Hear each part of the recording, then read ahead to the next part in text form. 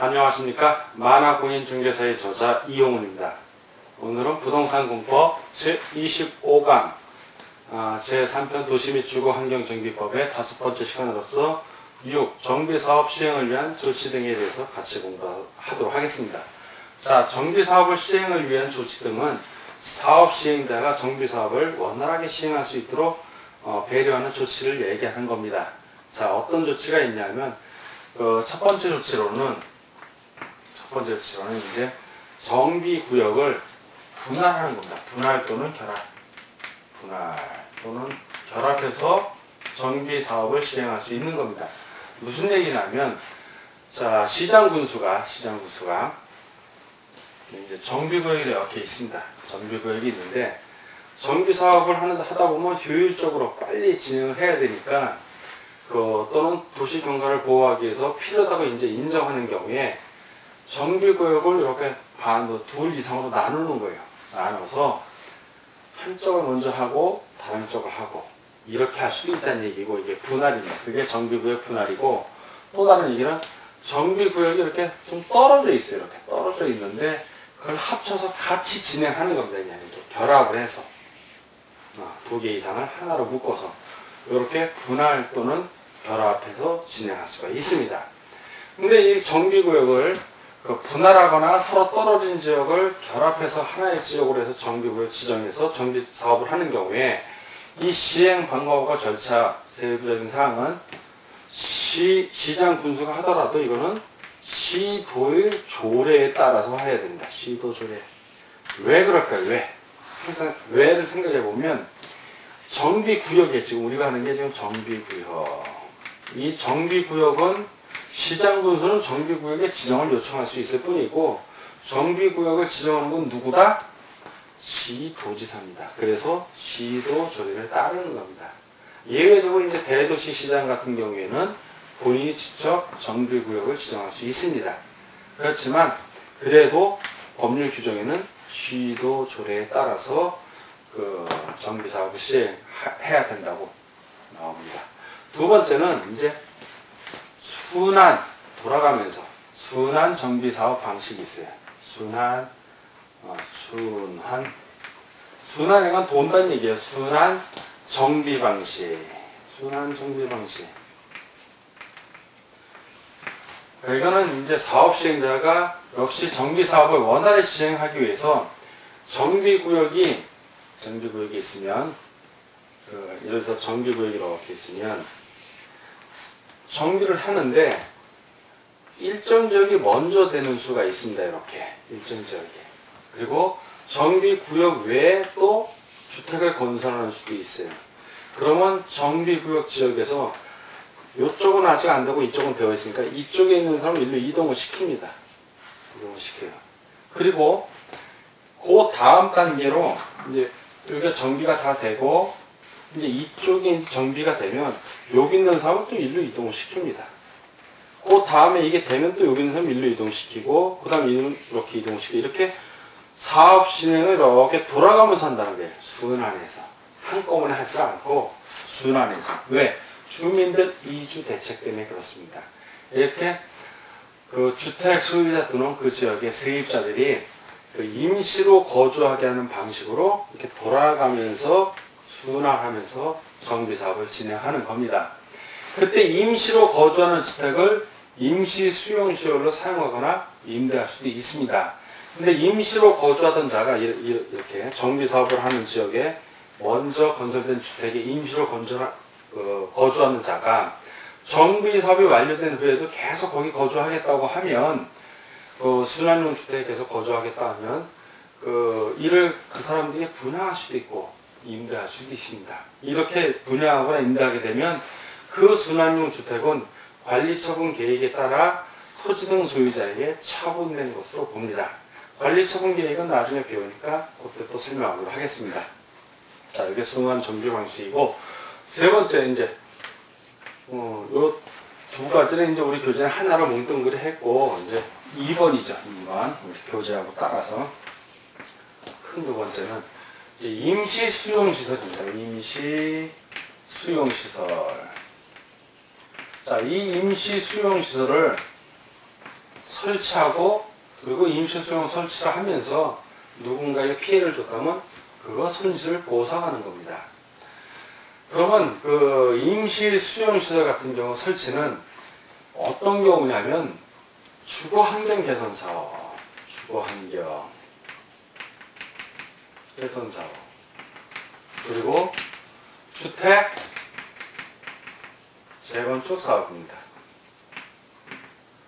일반적으로 주택 재개발 사업 같은 경우에는 임시 수용시설 설치하기보다는 그들이 임시로 거처할 수 있는 곳을 마련하는데 자금을 융자해 주는 방식으로 합니다. 그렇지만 주거환경 개선 사업이나 주택 재건축 사업에는 임시 수용시설을 설치할 수가 있습니다.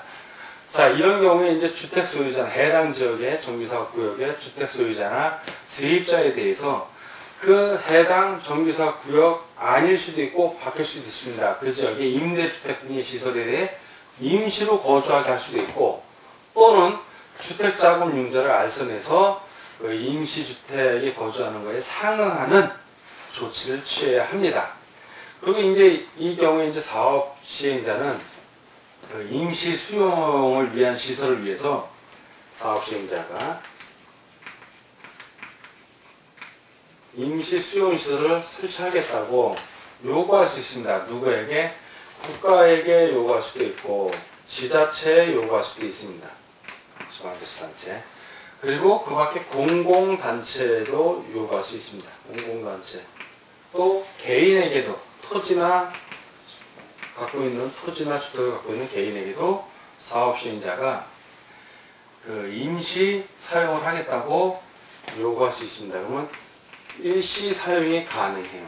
가능한데 그리고 중요한 건 이제 국가하고 지방자치단체는 사업 시행자로부터 일시 사용, 임시 사용하겠다고 일시적으로 임시 사용하겠다고 요구를 했을 때, 자 임시 사용을 요구받았을 때 국가나 지방자치단체는 거부할 수가 없습니다. 특별한 사유가 없는 한 거부할 수가 없어요. 이 경우. 또한 국가나 지방자치단체는 이렇게 임시 사용하는 것에 대해서 대보료 또는 임대료를 면제해 줘야 됩니다. 사업 시행자에게. 공공단체와 개인은 얘기 달라고 규정이 없다는 얘기는 임대를 받는다는 얘기예요. 다만 임시 수용 설치에 의해서 그 공공단체 또는 개인, 지자체는 제외됩니다. 공공단체 또는 개인 같은 경우에는 손해를 본 게 있다면 시설이나 다른 토지를 일시 사용함으로 인해서 사업 시행자가 이들이 손해 본 게 있다면 사업 시행자는 이들에게 뭘 해야 된다? 손실을 보상해야 됩니다. 손실 보상. 참고적으로 이제 수험생들이 헤매는 거 손해배 민법에서 이 질문을 내가 몇 번 받았는데 손해배상하고 손실보상하고 무슨 차이가 있습니까? 이렇게 손해는 배상이라고 그래요. 손실은 보상이라고 그러고 무슨 차이가 있니? 아주 간단한 차이예요. 간단한. 손해배상은 불법행위, 불법. 손해를 끼친 사람이 불법행위를 한 거야. 손실보상은 이건 주로 적법행위입니다. 지금 사업시행자가 공공단체나 개인에게 손실을 끼쳤다 하더라도 이거는 도시 및 주거환경정비법 법의 테두리 내에서 합법적으로 적법한 행위를 한 거예요. 근데 적법한 행위를 하더라도 손실을 끼칠 수 있잖아요. 그래서 손실은 적법한 행위, 그때는 보상을 해주는 거고 불법 행위를 했을 때는 손해를 끼친 거야. 그때는 배상을 하는 겁니다. 그래서 손실과 손해는 적법이냐 합법이냐 그 부분을 생각하면 됩니다. 뭐 반드시 그런 건 아닌데 거의 90% 이상 이렇게 구분을 합니다. 자, 이렇게 임시 수용시설 설치까지 배웠고, 자, 세 번째는 사업 시행자가, 어떠한 정비사업 시행을 위한 조치 중에 세 번째는 바로 토지 등을 수용도 할 수 있고, 수용 또는 사용을 할 수 있습니다. 수용 또는 사용. 그러니까 사업 시행자가 정비구역 안에서 정비사업을 시행하는데 필요한 경우에는 그 토지, 물건, 그 밖의 권리 등을 수용 또는 사용할 수 있습니다. 자, 이렇게 수용 또는 사용하는 경우에는 토지를 수용, 사용하면 보상을 해줘야 될 거 아니에요. 그럴 때는 대지 건축물로 현물로 보상할 수도 있습니다. 현물로 보상하는데 물론 현금으로 보상해야 되지만 현물로도 보상이 가능합니다. 물건으로도 보상이 가능하다는 얘기인데 이 현물 보상은 언제 하냐면 반드시 거의 준공인가 이후에도 가능하다 할 수 있다. 준공인가 전에도 할 수 있지만 준공인가 후에 만들어서 주겠다라는 얘기입니다. 그렇게 토지 등을 사용해서 현물 보상도 가능합니다. 그리고 주택 재건축 사업의 경우에는 특례가 있어요. 주택 재건축 사업의 특례. 자, 주택 재건축 사업의 특례 4번. 주택 재건축 사업을 하는 경우에는 특례가 있습니다. 특례. 특례의 첫 번째가 매도 청구입니다. 매도하라고 요구하는 거예요. 청구권을 행사하는 건데, 주택 재건축 사업을 하는 사업시행자 조합의 설립에 동의하지 않거나, 그리고 그런 경우에는 조합의 설립에 동의하지 않는다는 얘기는 재건축 사업에 동의하지 않는다는 겁니다. 그러면 당신은 그러니까 4분의 3 이상이 다 찬성을 해서 재건축을 하기로 했는데 끝까지 재건축 안 하겠다는 사람들이 있어요. 이거 여러분들 민법 및 민사특별법에서 직권법에도 나옵니다. 똑같은 내용이에요. 그러면 그 사람들에게 당신 집 파시오. 돈으로 주겠어. 판례에 의하면 이 매도 청구할 때 그 매도 가격은 재개발이 돼서 가치가 증가한 가격을 기준으로 감정평가한 가격입니다. 지금 다 쓰러져가는 집의 가격이 아니라 가치가 증대를 포함하는 걸로 돈을 지불해야 된다. 매도 청구할 수 있는데 어떤 사람들에게 청구하냐면 조합 설립에 동의하지 않는 사람에게 청구할 수도 있고, 두 번째는 건물만 갖고 있는 거야. 또는 토지만 갖고 있는 거야. 이렇게 건물하고 토지를 같이 갖고 있어야 되는데 건물 또는 토지만 소유한 자, 그리고 시장, 군수 또는 주택공사 등을 사업시행자로 지정하는데 그 시장, 군수 또는 주택공사 등을 사업시행자로 지정하는데 동의하지 않은 사람, 나머지는 다 동의를 했는데, 동의 요건 충족됐는데 여전히 끝까지 동의를 안 하는 사람들에게는 당신이 갖고 있는 집과 주택 건물하고 토지의 지분을 파시오 하고 이렇게 매도 청구할 수 있는 규정을 준 겁니다. 그래야 주택 재건축 사업을 할 수 있으니까. 끝까지 안 하겠다고 버티면 못 하잖아요. 그러나 그걸 방지하기 위해서 매도 청구권입니다. 자, 그리고 면적의 미달. 자, 면적에 미달하더라도 이게 무슨 얘기냐면 이 면적 미달, 일정 규모로 어떤 한 필지의 토지를 분할하려면 일정 규모 이하로는 분할이 안 돼요. 그러니까 주거지역 같은 경우는 60제곱미터 이하로는 분할이 안 되는 거죠. 예를 들어서 이 토지가 100제곱미터라면 분할이 안 되는 겁니다. 어느 한쪽이 60제곱 이하니까. 즉 120제곱미터 이상이 돼야만 두 개의 필지로 분할이 가능하다는 얘기예요. 그렇지만 면적이 기준 면적, 건축법상의 기준 면적이 미달하더라도 토지를 분할할 수 있는 거예요. 토지 분할을 청구가 가능합니다. 토지 분할 청구가. 사업시행자 또는 추진위원회가 조합 설립의 동의 요건을 충족하기 위해서 필요한 경우 주택관자의 일부 토지에 대해서는 건축법에서 금지하고 있는 기준 면적 미만으로도 토지 분할을 청구할 수 있습니다. 가능하다는 얘기예요. 자, 그리고 주택 재건축 사업이었고, 이제 주택 재개발 사업에 있어서 시행 방식의 전환이 필요한 경우에는 일부 정비 사업이 완료되기 전이라도 정부 전부 또는 일부에 대해서 시행 방식도 전환할 수 있고 승인할 수도 있습니다.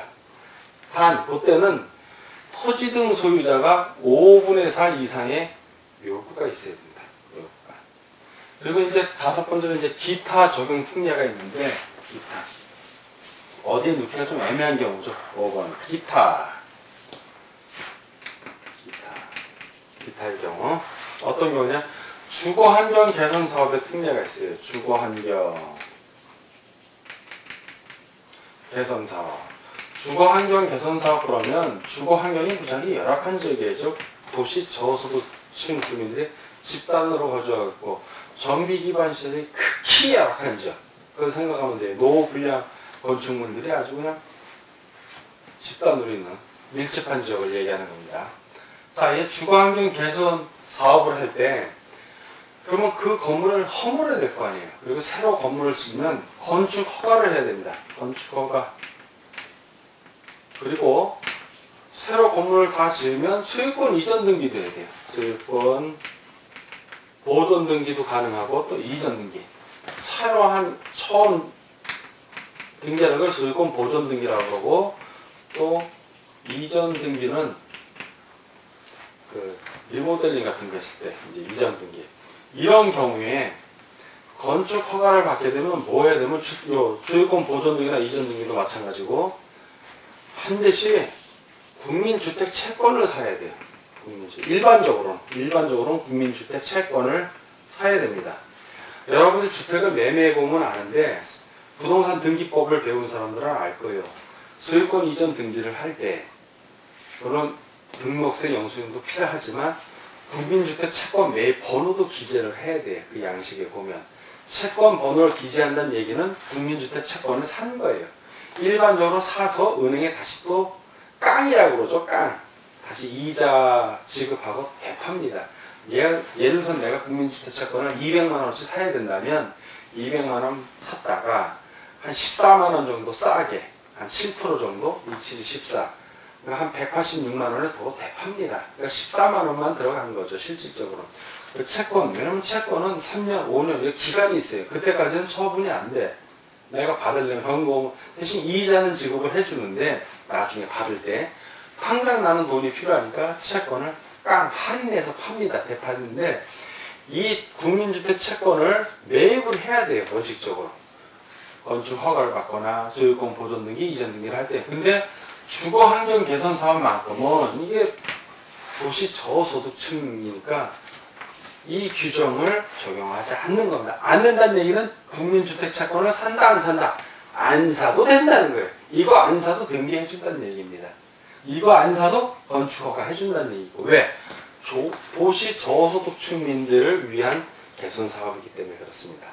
자, 이게 그 얘기고, 그리고 주거환경 개선 구역 개선 사업을 하기 위한 그 정비구역이 지정이 되면 이 구역 정비구역 같은 경우는 이 지정고시가 있은 날부터 뭐로 인정을 받냐면 제2종 일반 주거지역으로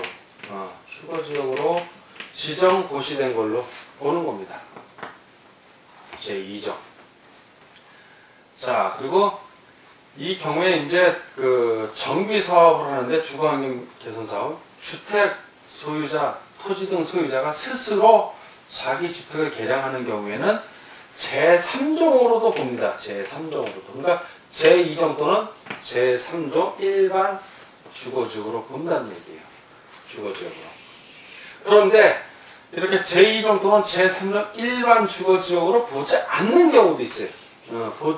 보지 않는 경우. 자, 않는 경우가 한 2개, 3개 정도 나오는데, 첫 번째는 해당 정비구역이 개발 제한 구역인 경우. 자, 개발 제한 구역인 경우에는 그냥 개발 제한구역으로 봐요. 제2종 일반 주거지역, 제3종 일반 주거지역으로 보지 않고 개발 제한 구역으로서 주거환경 개선 사업 정비 구역일 뿐이에요. 그냥 이런 경우에는.